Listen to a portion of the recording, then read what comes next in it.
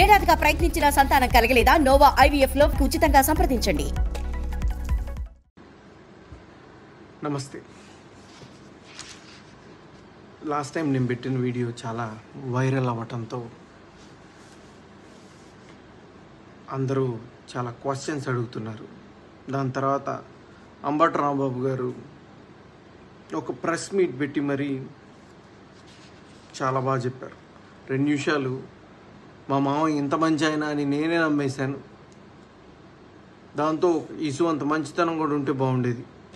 But ఆయన ఏం మాట్లాడారంటే 4 సంవత్సరాల నుంచి తన మనవడు మనవరాలు ఆయన దగ్గరే ఉంటున్నారని, వాళ్ళని ఆర్థికంగా ఈయనే జాగ్రత్తగా చూసుకుంటున్నారని, అల్లుడైన నేను ఎటువంటి ఆర్థిక సహాయం చేయట్లేదని, ఇవన్నీ చేయటం వల్ల దుర్మార్గుడిని అయితే గీతే నేనే అవుతాను తప్ప ఆయన కాడని మంచి వాగ్దాటిలో చెప్పారు. ఏదైనా దాన్ని ఒప్పుకోవాలి, ఆ స్కిల్ని ఒప్పుకోవాలి. ప్లస్ నా వెనకాల మోడీ గారు, పవన్ కళ్యాణ్ గారు, చంద్రబాబు నాయుడు గారు ఉండి చేయిస్తున్నారని చెప్పారు. ఇప్పుడు టాపిక్లోకి వద్దాం. ఇది నేను మీకు 2023 మార్చ్ 3 పంపించిన వీడియో చూడండి.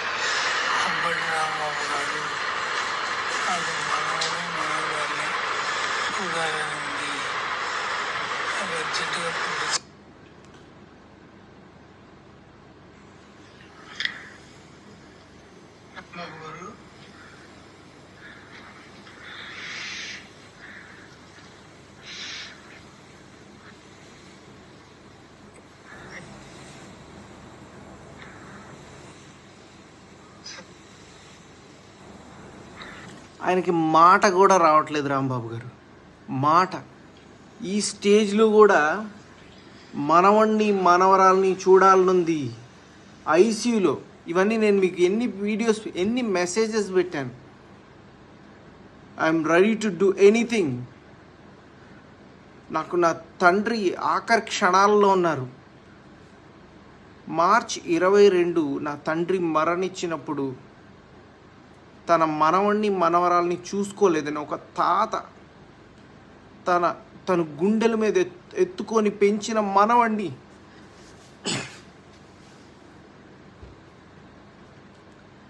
మనవరాల్ని చూసుకోలేదని ఎంత కృంగిపోయి ఉంటారో నీ ఊహకి తెలుసా? ఇదేనా మీ మంచితనం? దీని గురించేనా మీరు మాట్లాడుతుంది? అంటే మీ ఫ్యామిలీని క్వశ్చన్ చేస్తే ఎంత దుర్మార్గం చేసేస్తారా? ఒక తండ్రి ఆఖరి కోరిక తీర్చలేని ఒక కొడుకుగా